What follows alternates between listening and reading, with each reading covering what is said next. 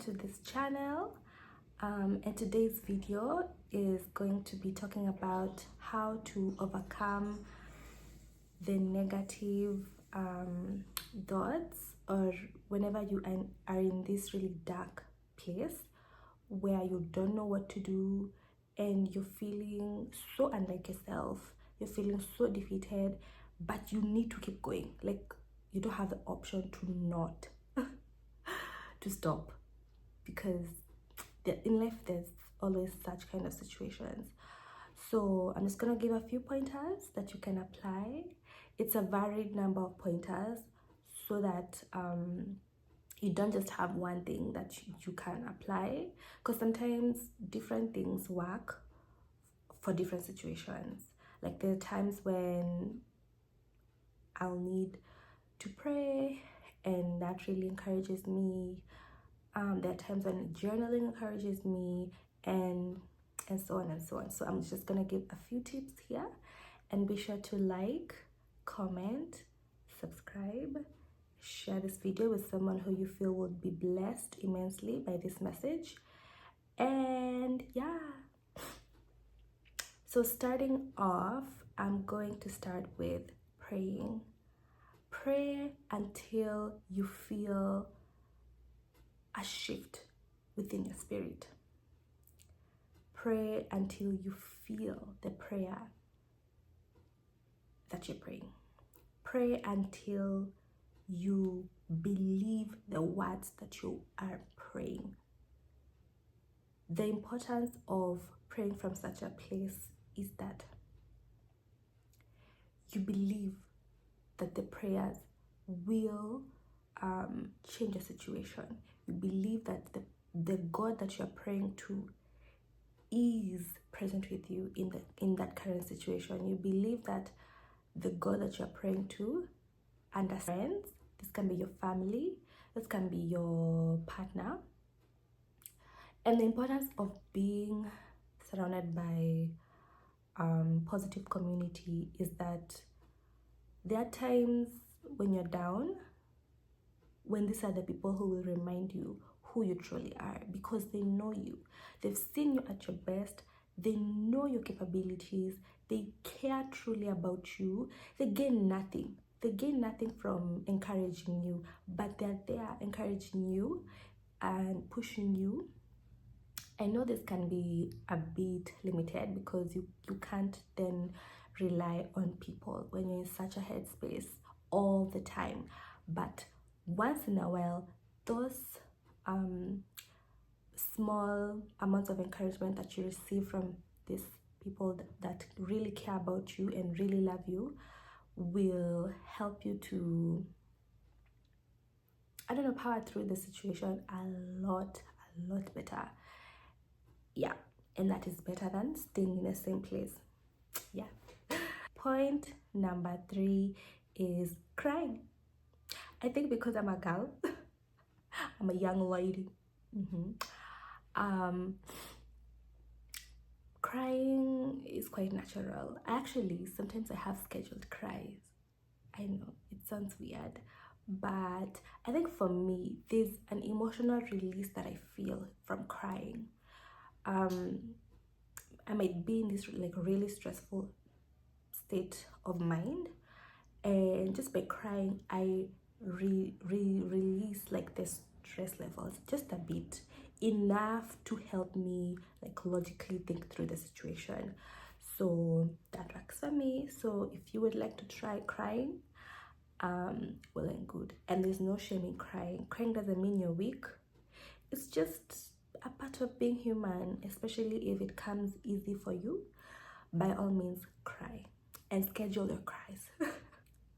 Point number 4 is be creative. Find a way to do something with your hands. If you're someone who is into arts and crafts, by all means, go for it. Get into it.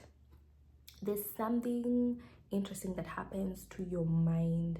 You know, it's like your focus shifts from whatever is stressing you to now whatever you are doing in that moment, because there are things you can't do with closed eyes. For instance, if it's knitting, which is something that I'm trying to get into,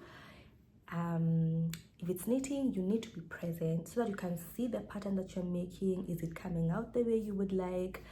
Are there things that you would like to tweak here and there? So be sure to create, do your best to shift the focus from whatever is really draining you and negative to doing things that encourage you. You know, this is something that will help you to stay present. Stay present. Don't focus too much on the things that are on your head, the things that are not working. Stay present, and you will, I don't know, there's a dopamine release that happens, good dopamine, when you create something with your hands, and you bring something to life. For instance, sometimes I bake, and when I bake, it feels really nice to have an end product, and I'll bake and share with my friends from time to time, and it feels really nice when they're like, oh, this is really nice, this is yummy, you know, you feel good, and that also shifts the focus from whatever is challenging at that moment. So point number 5 is working out. I need to take this advice myself. I need to take this advice myself. So whenever I'm working out, I feel strong. During, maybe afterwards, I might be a bit drained, depending on how strenuous the exercise I did was.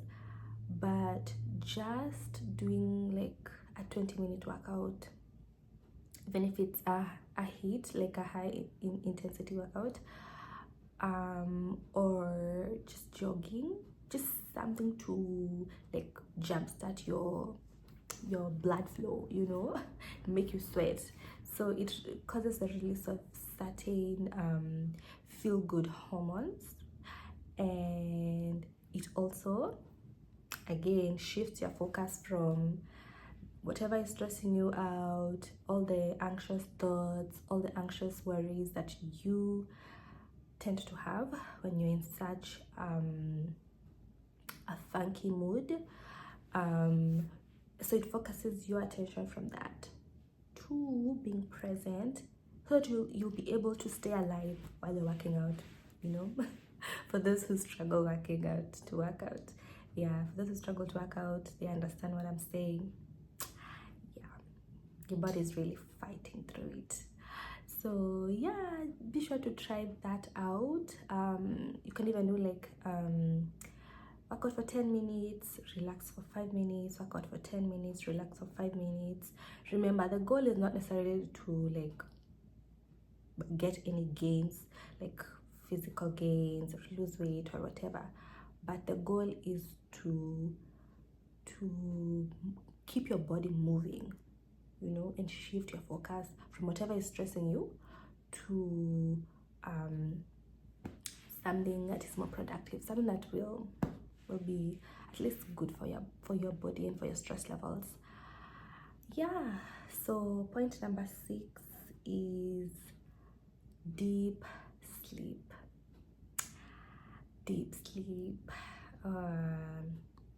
And have a routine when it comes to sleeping. So I have noticed, for me, there's definitely a difference if I don't have deep sleep versus when I sleep maybe not enough in terms of hours, or like I keep waking up throughout the night. So when I do have deep sleep nights, the next morning I wake up re-energized, I wake up regulated, I'm not stressed, I'm not immediately going to my problems. I'm not gonna start thinking about my problems or whatever. I'll just focus on what I need to do step by step. If I need to have a shower, I'll have a shower. If I need to have a cup of tea, I'll have a cup of tea. If I need to drink some water, I'll drink some water. If I just want to chill a little bit before the day starts. Then I can go ahead and chill a bit before the day starts. So the whole point is, do your best, especially if you're someone who struggles with deep sleep, to schedule your sleeping time if you can. You know, do your best to try and sleep at a certain time. So this, what this does to your body is,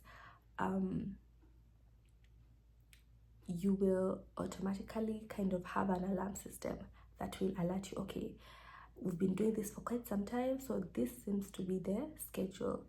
And if you do your best to not have any interruptions, try not to use your phone when you start this whole scheduling your sleep system, it's gonna be really helpful for you in the long run, because your body will adjust to it. And remember, the whole point is to regulate our emotions so that we're not constantly being stressed out, and we're not constantly thinking about the things that are going wrong in our lives, and your body will be able to regulate itself. Yeah. Point number 7 is eat a balanced diet. I insist on eating foods that are nutritious to you. So I would also suggest, if you know your body type, do research and eat according to your body type. For instance, there's the mesomorph, ectomorph, and endomorph. I'm an endomorph, and I have noticed that when I eat too much bread, too much pasta, too much like anything that is carbohydrates, like heavy carbohydrates, I cannot eat heavy carbohydrates only. I feel so sluggish and bad afterwards, you know. Unlike when I eat vegetables and protein related products that are good for me, I feel so much better afterwards. I don't even feel bloated or anything of that sort, and that helps to supply my body with the necessary nutrients that I need. And when you feel good, you do good. So yeah, it's just one of the ways that you're trying to control, or rather regulate your emotions. Help your body by eating well, sleeping well, drinking water, so that it gets what it needs in order to fight through the challenging situation that you might be facing. Yeah. Another thing is to remind yourself any positive memories that you've had in the past, especially recently. Do your best to go back to those moments, those vivid moments. What this does is it releases oxytocin, and that in itself helps to reduce cortisol within your body. Don't quote me on that, I'm no scientist or whatever, but that's what I've noticed whenever I go back to like happy memories. Maybe you are a child, maybe it's recently. I tend to feel a lot calmer and regulate my system. So that, coupled with meditating, and meditating is taking time to slow down, like slow down, listen to your heartbeat, listen to, you know, how your body is. I feel like we can get so busy and get so used to being in the hustle and yeah, the strife of life, that we might forget that even during the busyness of it, in between the moments that we get to have lunch or sit outside and bask in the sun for a few minutes, just those 5 minutes, you can take that time to calm down and reflect, and just get in tune with your body and take deep breaths. Okay. That's one way of regulating your thought process and your mind. And overall, if you do this often and you practice it often, you will definitely see a change. It might be a slight change within you, but you'll definitely see that you're able to process difficult moments or difficult situations a lot better. And that's the goal. That is the goal. Another point is taking a walk. Remember, I think this could be tied to the exercise point. Just take a walk, take a jog, move your body. For me, I've noticed that whenever I might be crippled by the anxiety or the fears and the worries that I am experiencing in that moment, I tend to be in a fright mode. So and I'm unable to move. Not like it sounds really dramatic, but when I observe myself, I've noticed that that's what happens when I'm in such a state. So I'm unable to move and I'm unable to process, situations as I should. I am unable to get myself out of the funk. And obviously, that means I'm going to fall deeper and deeper and deeper into that hole of ruminating on negative things, ruminating on my negative situation. It brings about negative emotions that make you feel like, oh, the situation will never change, it will stay the same.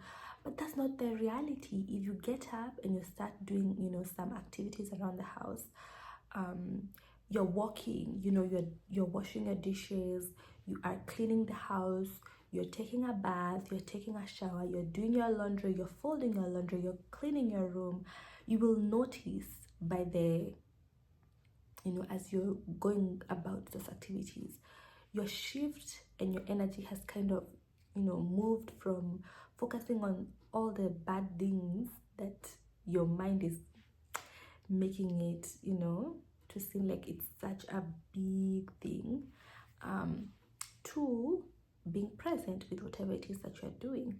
And the movement in itself is also very helpful. So please don't stay in that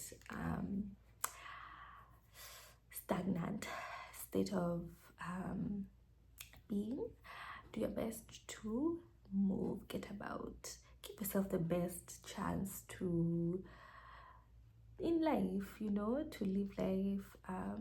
Forgive yourself and understand that you're human, and this is the first time that you are experiencing being a human.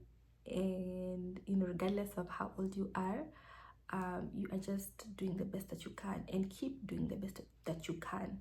Things will definitely work out, things will definitely pan out as they are supposed to.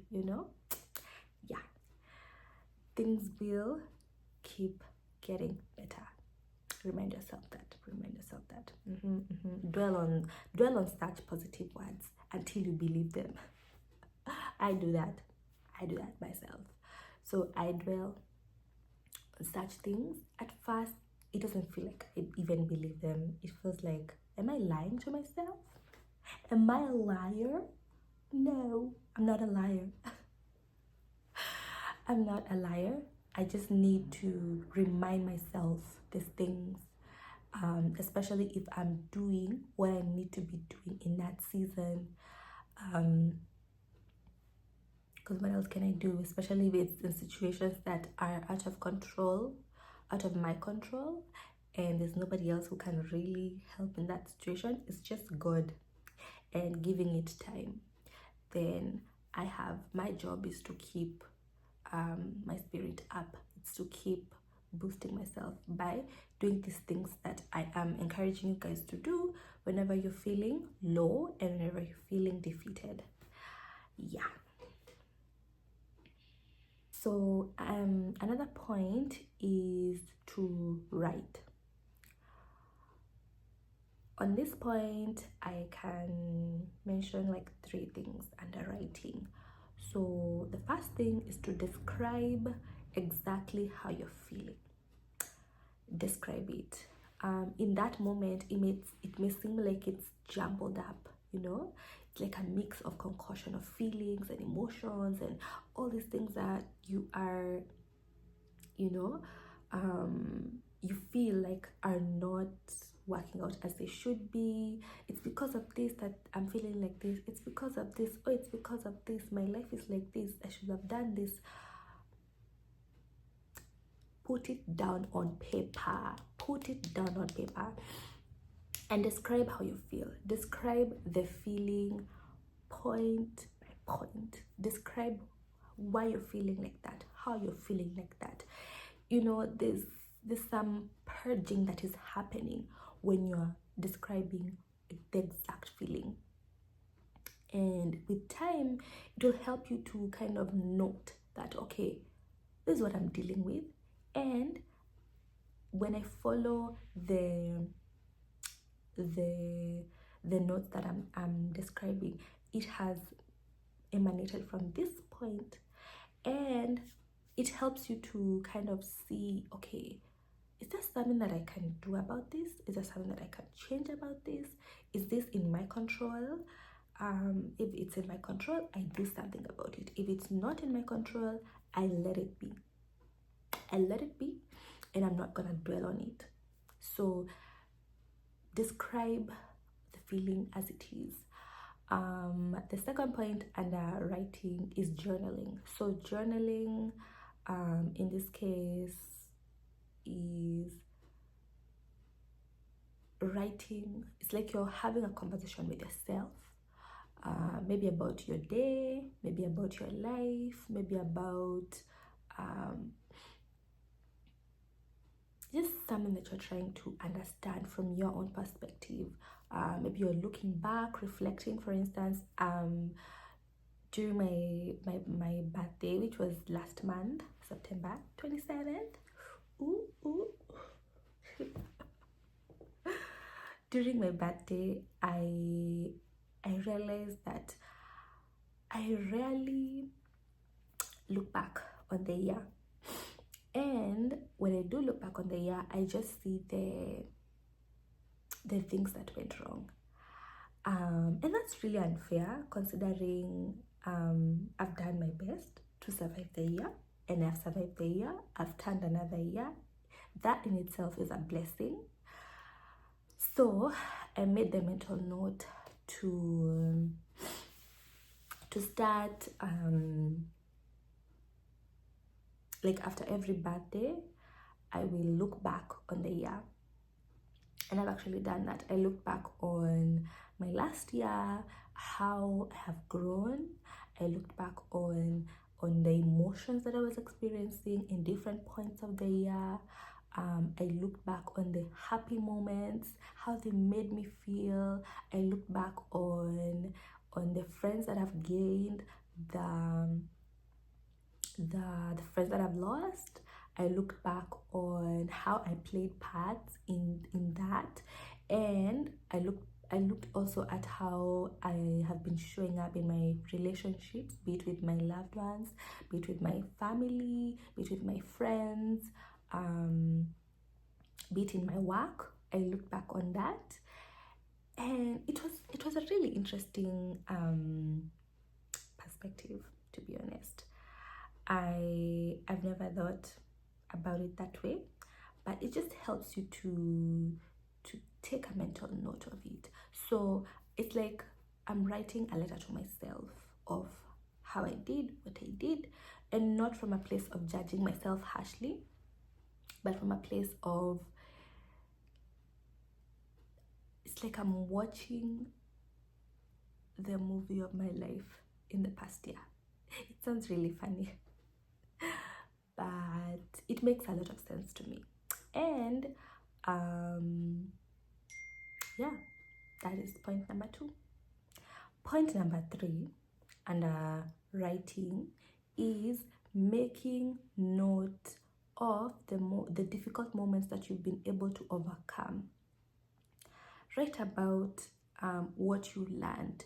Write about how you felt about that moment, you know, when everything came together, everything that you've been praying for, everything that you've been wishing for, it, you know, it came to light, and the breakthrough. Because the more accounts that you keep, the more you will be reminded that even with a new difficult season that you're experiencing, you have been able to overcome the past difficult situations. So even this one, it will not be any different. It will bring a different set of challenges, but just as God was able to help you overcome the past situation, even this one, you will also be able to overcome it. So I really hope that these points will help you in some way. And yeah, be sure to tune in to the next video, and remember to share, comment, like, and subscribe this video, and comment down below. Let me know some of the ways that you are able to manage or overcome the really difficult moments in your life where you feel like this one did it come to finish me? It didn't come to finish you. You will overcome it for sure. Yeah, so until next time, bye.